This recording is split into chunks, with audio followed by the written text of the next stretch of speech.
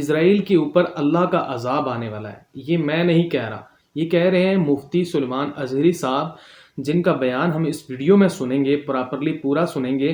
دیکھیں اس کے اوپر عذاب آنا بھی چاہیے اسرائیل کے اوپر، کیونکہ وہ چھوٹے چھوٹے بچوں کو بے رحمی کے ساتھ قتل کر رہا ہے. کس طرح سے مار رہا ہے، ان چھوٹے بچوں کو قتل کر کے، مائیں بہنیں ان کو اس طرح سے مار رہا ہے. مسلمان بچے ہیں کہ اس کے اوپر اللہ کا عذاب آنا بھی ڈیزرو کرتا ہے.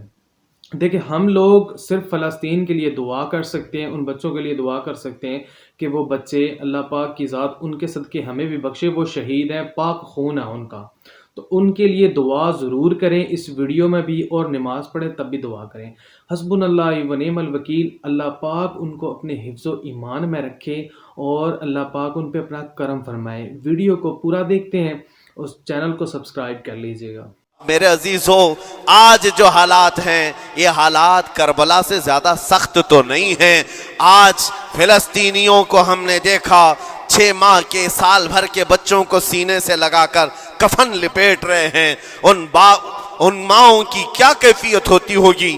کبھی کبھار چھوٹی سی کلپ میں دیکھ کر کے آنکھوں سے آنسو بہ پڑتے ہیں. انہوں نے اپنے ہاتھوں سے نہ جانے کتنے بچوں کو ایک دن میں دفن کر دیا. 80 میتوں کو ایک قبر میں ڈال دیا کرتے ہیں. ان فلسطینیوں کو لاکھوں سلام، ان کے جذبات کو اور ان کی استقامت کو. ہم تو دعا یہی کرتے ہیں ان فلسطینی مسلمانوں کے برابر پوری دنیا کے مسلمان نہیں ہو سکتے. ہم تو ایک ناشتے پر صبر نہیں کر پاتے، وہ اپنے 10 بچوں اور خاندان والوں کے کٹے ہوئے چھیٹڑوں پر بھی کہتے ہیں اللہ ہمارے ساتھ ہے. ساری مصیبتیں دیکھ کر کے بھی وہ کہتے ہیں اللہ ہمارے ساتھ ہے. ان کے گھر اڑا دیے گئے، تباہ کر دیے گئے، راکھ میں بدل دیے گئے. اور نیوز اینکر یہ دجالی میڈیا وہاں جا کر کے ان کے زخموں کو کھرید کر کے پوچھتا ہے تمہارا مال کیسے آئے گا، تمہارا گھر کیسے چلا گیا.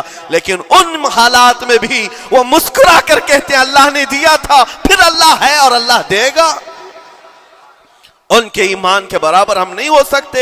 لیکن میرے عزیزو، پوری دنیا کے مسلمانوں میں اس مسئلے نے آج ایک اتحاد کی فضا قائم کی ہے. اگر ہمارے درمیان آج بھی اتحاد نہیں ہو سکتا تو پھر میرے عزیزو، شاعر نے سچ کہا تھا جگہ جگہ کے تھک چکے ہیں تمہیں یہ ہنگامے، نشاط لذت خواب گراں بدل ڈالو. غلط روی سے منازل کا بعد بڑھتا ہے، مسافر و روش کارواں بدل ڈالو. آج کے حالات تمہیں اگر نہیں بدلنے پر مجبور کیے تو پھر بتاؤ کون سے حالات تمہیں بدلیں گے، کب تم بدلو گے. لیکن ان حالات پر آج بعض لوگوں نے یہ کہنا شروع کیا. میں نے چند دنوں پہلے ایک آیت پڑھی تھی، ایک بیان میں کہا تھا اللہ قرآن میں فرماتا ہے هو الذی ارسل رسولہ بالہدی ودین الحق لیظہرہ علی الدین کلہ. وہ اللہ ہے جس نے حق دین کے ساتھ اپنے رسول کو بھیجا ہے اور ہدایت کے ساتھ اپنے رسول کو بھیجا ہے. کیوں بھیجا ہے؟ لیظہرہ علی الدین کلہ، تاکہ وہ رسول پوری دنیا پر یہ دین غالب کرے. یہ دین غالب آئے گا. تو بعض مجھ سے کہنے لگے مولانا سٹیج پر بیٹھ کر چلاتے ہو، کئی کرسیوں پر بیٹھ کر کہتے ہو کہ تمہارا دین غالب آئے گا.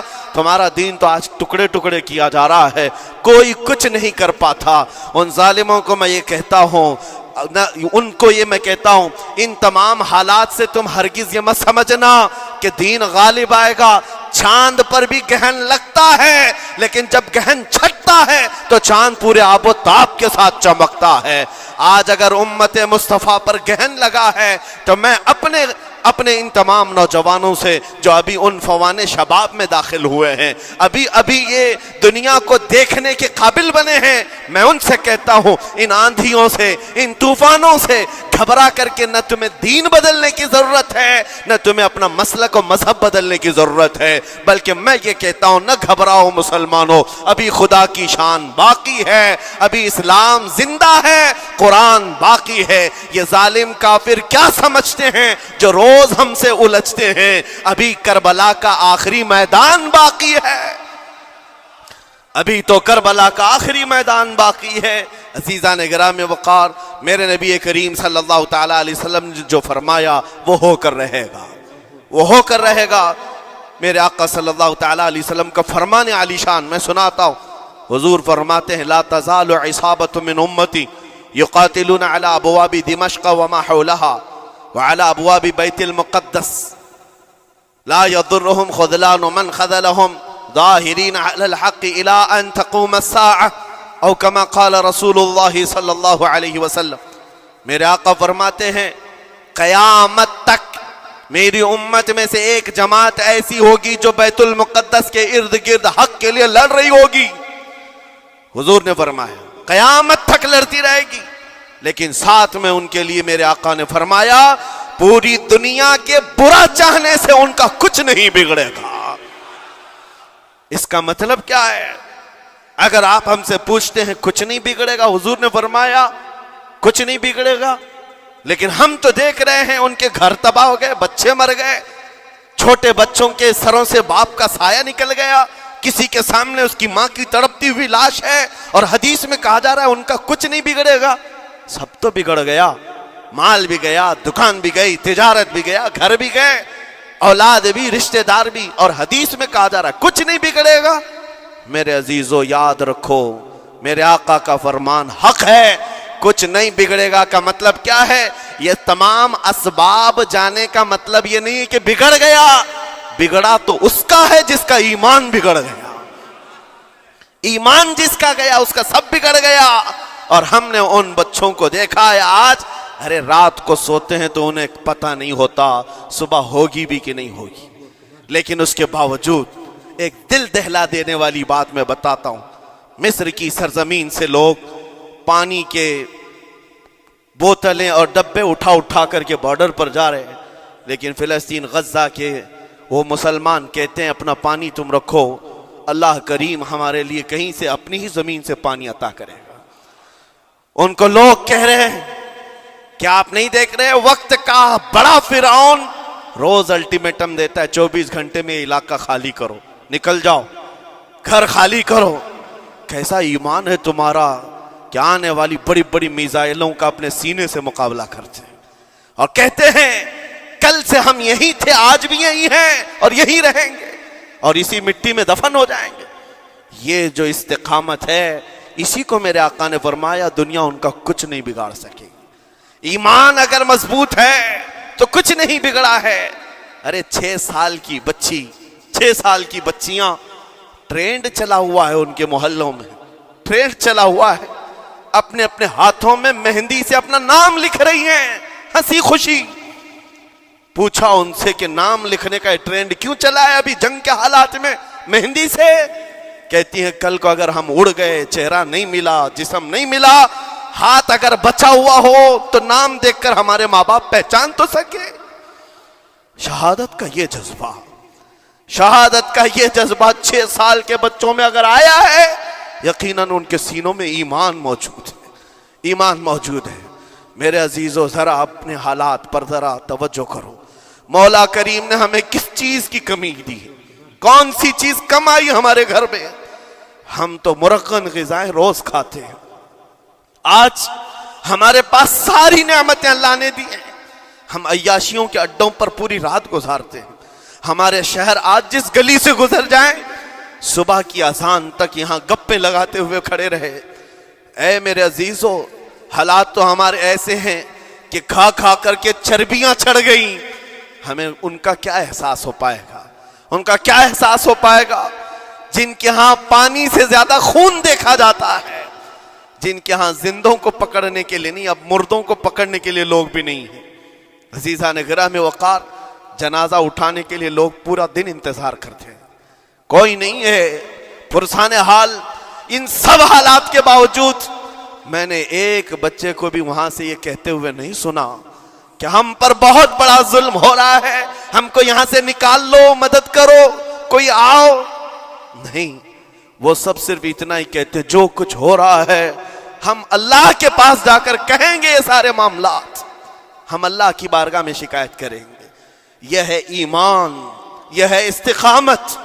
اور میرے آقا صلی اللہ تعالی علیہ وسلم کے فرمان عالی شان کے مطابق ان کے لیے اتنی ہی بڑی دولت کافی ہے. آخر میں اتنا کہوں گا، اسرائیل کے کتے اور سالم مل کر اینٹ سے اینٹ بجا دیں، ان کے ٹکڑے ٹکڑے کر کے راکھ کر دیں، تب بھی ہم کہیں گے فتح تو بیت المقدس کی ہی ہے، فتح تو ان مظلوموں کی ہے جن کے پاس کھونے کے لیے کچھ نہیں تھا پھر بھی وہ ڈٹے رہ گئے. تمہارے پاس تو پیٹروٹ میزائل بڑے بڑے, تمہارے پاس توپ, بہت ساری چیزیں ہو کر بچوں پر, ہاسپٹل پر, نہ جانے کتنی جگہوں پر تم نے بمباریاں کی ہیں. مجھے حیرت ہوتی ہے پوری دنیا آج بھی خاموش تماشائی ہے. یہ ظلم نہیں ہے تو اور کیا ہے؟ اور جب ظلم اپنے عروج کو پہنچتا ہے اللہ کی پکڑ آتی ہے, اللہ کا عذاب آتا ہے. اور جب اللہ کا عذاب آتا ہے تو جتنے خاموش تماشائی تھے سب اس عذاب میں گرفتار ہوں گے. اس لیے میرے عزیزو, آپ ہم سے اگر یہ پوچھتے ہیں ہمیں یہاں بیٹھ کر کرنا کیا چاہیے, ہم کیسے کریں؟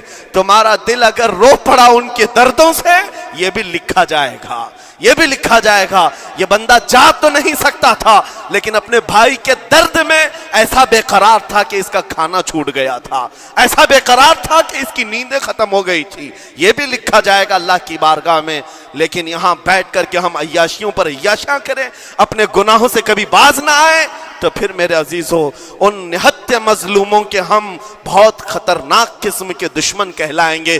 جہاں ان کو پانی کا ایک قطرہ نہیں, جہاں ان کے لیے لقمہ نہیں, وہ کسی کا بچا ہوا کچرا کھانے پر مجبور ہے, اس وقت ہماری برتنیں کھانوں سے بھری ہوئی ہیں, ہماری دعوتوں میں ہمارے بچے ہوئے کھانے گٹر اور نالیوں میں بہ رہے ہوں. ان حالات میں میرے عزیزو پکڑ ہوگی, ہماری بھی پکڑ ہوگی. بدلو اپنے حالات, اٹھو وگرنہ حشر نہ ہوگا پھر کبھی. دوڑو کہ زمانہ چال اپنی چل گیا. میں آپ سب سے یہی کہنا چاہوں گا, یہ جو حالات پیدا ہوئے ہیں پوری دنیا میں, یہ میرے آقا کے فرمان کے مطابق اندیشہ یہ لگ رہا ہے ان قریب امام مہدی کا ظہور ہونے والا ہے. امام مہدی کا ظہور ہوگا اور حالات بدل جائیں گے. لیکن ہم کو کسی کے آنے کا انتظار کرتے ہوئے حالات کا انتظار نہیں کرنا ہے. ابھی بدلو, آج بدلو, اللہ کی طرف دوڑو اور اس سے گڑ گڑا کر کہو کہ مولا کریم ہمارے شامت اعمال, ہماری برائیوں کے سبب اگر یہ تیری پکڑ ہے, ہم توبہ کرتے ہیں تیرے دربار میں. جانتے ہو میرے آقا نے فرمایا اللہ کے غضب کو اگر کوئی چیز ٹھنڈی کرتی ہے تو ایک مومن صالح کی رقت انگیز دعائیں اور اس کے نکلنے والے آنسوں اللہ کے غضب کو ٹھنڈا کرتے ہیں, اللہ کے غضب کو ٹھنڈا کرتے ہیں. تم گڑ گڑاؤ اس مولا کی بارگاہ میں. یہ نہیں کہ اجتماعی طور پر کسی کے سامنے آپ رو دھو کر چلے گئے یا پھر آپ لوگوں کو دکھانے کے لیے کوئی سٹیٹمنٹ جاری کر دیے. نہیں, تنہائی میں بیٹھے ہو, اکیلے میں بیٹھے ہو. جیسے کہ کل ایک بہت اچھی چیز میں نے دیکھی تھی, ہمارے علماء نے اعلان کیا تھا پوری دنیا مل کر کے جمعرات کا روزہ رکھے, اس لیے کہ روزہ اللہ کو پسند ہے. اور افطار سے پہلے اگر کوئی دعا کرے, اول دعا ہماری ان مظلوموں کے حق میں ہو, ان ظالموں کے خلاف ہو, مظلوموں کی مدد کے لیے ہو. یقیناً اللہ کی مدد آئے گی اور آئے گی, کیونکہ قرآن بار بار کہتا ہے الا ان نصر اللہ قریب, آگاہ ہو جاؤ بے شک اللہ کی مدد بہت قریب ہے, اللہ کی مدد بہت قریب ہے. عزیزان گرامی وقار, میں انہی تمام باتوں سے اپنی گفتگو کو آج سمیٹتا ہوں. آج کے ان حالات میں آپ کی ذمہ داری ہے اپنے ایمان پر مضبوطی سے جمے رہو, استقامت. بعض لوگوں کو آج یہ لگتا ہوگا کہ وہاں حالات بگڑے ہیں تو یہ مسلمان کیا کریں گے, کیا کریں گے, ہم کیا کرنے والے. ویسے ہی ہم ختم کیے جا چکے ہیں, ٹکڑے کیے جا چکے ہیں, ہم کچھ کرنے. بس تم اپنی زندگیاں بدلو, نشہ سے باز آ جاؤ, اور جتنے خرافات ہمارے محلوں میں آئے اس سے نکالو. اللہ کا عذاب آتا ہے, اللہ کی رحمتیں روٹ جاتی ہیں. ایک بار ہم بدل لیے تو مولا کریم اپنی رحمتوں کے سائبان فرما دے گا ہم پر. اور بس ہماری تمنا یہی ہے. اللہ کریم کی بارگاہ میں دعا ہے, قدیر و جبار خدا کہنے سننے سے زیادہ ہمیں عمل کی توفیق عطا فرما. اے رب کریم احسن الخالقین, ہم سب اپنے گناہوں سے سچی توبہ کرتے ہیں. مولا ہمارے گناہوں کی وجہ سے اگر تیری سخت پکڑ ہے تو مولا تو اپنے غضب کو ٹھنڈا فرما دے. دوستو, آپ لوگوں نے ویڈیو پوری دیکھی ہوگی. دیکھیں ہم لوگ کس طرح سے اپنی زندگی سکون میں گزار رہے ہیں. ہم کہہ رہے ہیں جی ہمارے پاس گاڑی نہیں ہے, ہمارے پاس گھر نہیں ہے, ہمارے پاس یہ چیز نہیں ہے. ہماری کتنی شکایتیں ہیں اپنے آپ سے کہ ہمیں اگر 3 ٹائم کی کوئی اچھی روٹی مل رہی ہے ہمیں، تو ہمیں اللہ تعالیٰ کا شکر ادا کرنا چاہیے، اس رب کا شکر ادا کرنا چاہیے جس رب نے ہمیں اچھا کھانا دیا ہے۔ دیکھیں ہم ان چیزوں کے پیچھے پڑ جاتے ہیں کہ یہ چیز ہمارے پاس نہیں ہے، یہ نہیں ہے، یہ نہیں ہے۔ ان بچوں کو دیکھو، وہ پھر بھی اس حالت میں بھی شکر ادا کر رہے ہیں اللہ کا کہ اللہ تیرا شکر ہے ہم پہ، تیرا شکر ہے۔ وہ اس حالت میں بھی شکر ادا کرے، اور ہم ناشکرے اللہ تعالیٰ کا شکر بھی نہیں ادا کر سکتے۔ ہمارے پاس مائیں ہیں، بہنیں ہیں، جن کی مائیں بہنیں نہیں ہیں، اللہ تعالیٰ ان کو جنت نصیب فرمائے، میری یہ دعا ہے اس ویڈیو میں بھی۔ اور ان لوگوں کو دیکھیں کہ جن کے پاس ان کی بچے، ان کی بہنیں، ان کے باپ تقریباً قتل ہو گئے ہیں، وہاں پہ مر گئے ہیں، شہید ہو گئے ہیں۔ تو میں مرنا تو ان کو نہیں کہتا، ان کو میں شہید کہتا ہوں کیونکہ وہ ابھی بھی زندہ ہیں، ٹھیک ہے۔ اور اللہ تعالیٰ ان کے صدقے ہم پہ بھی رحم فرمائے۔ لیکن اللہ تعالیٰ کا شکر ہر حالت میں کیا کریں، اللہ پاک کی ذات بڑا کرم فرمانے والی ہے، وہ ہم پہ بھی کرم فرمائے، اور آپ جو دیکھنے والے ہیں ان پہ بھی اللہ پاک کی ذات کرم فرمائے۔ تو فلسطین بھائیوں کو، بہنوں کو دعاؤں میں ضرور یاد رکھیں۔ حسبنا اللہ و نعم الوکیل۔ اپنا خیال رکھیں اور اپنی فیملی کا خیال رکھیں۔ اللہ حافظ، اللہ نے کے بعد۔